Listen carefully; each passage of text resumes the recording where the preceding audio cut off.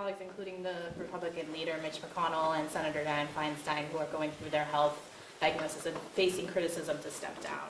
Well, in their position, for instance, take Mitch McConnell. He's the leader of the Republican caucus. What he's able to do at his age is really extraordinary. I mean, and I'm a first-term senator. Even as a second-term senator, I would not be a committee chair or a ranking member. I'd be a junior person trying to get stuff done and fight through the regular order process. I was able to break through that with this gang that came together.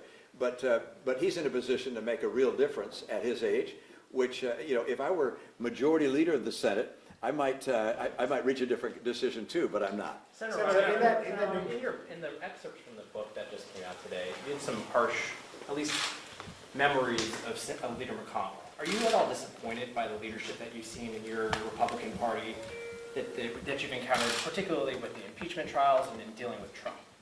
No, actually, I have a great deal of respect for Leader McConnell, and one of the mysteries to me is why he is so unpopular in national polls.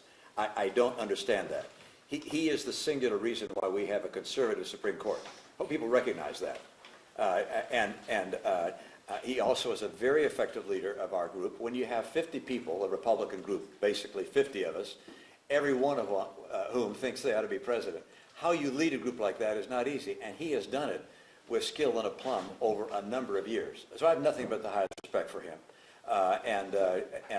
There's nothing that I know of in the book that McKay Coppins has written that's critical of the leader. I mean, the personal conversations, the private conversations, and his public pronouncements, I've been nothing but more impressed. In that book, you say that McConnell said that Trump was an idiot. That was the words of McConnell. One, is that true? I'm not going to comment on those specific things because those were not quotes from me. They were quotes from a member of my staff who actually quoted that. So I won't comment about that. But I think the folks who objected on January 6th were disingenuous.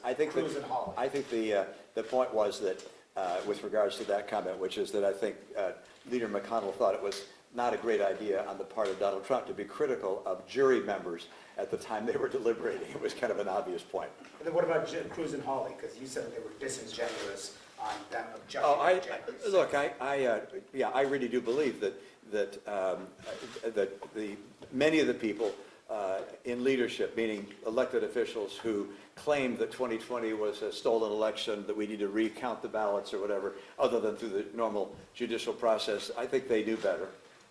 And I have expressed that numerous times. That's not a surprise. Look, democracy requires belief and credibility in elections, and so people who are casting aspersions on our election process are threatening one of the bases of our very foundation.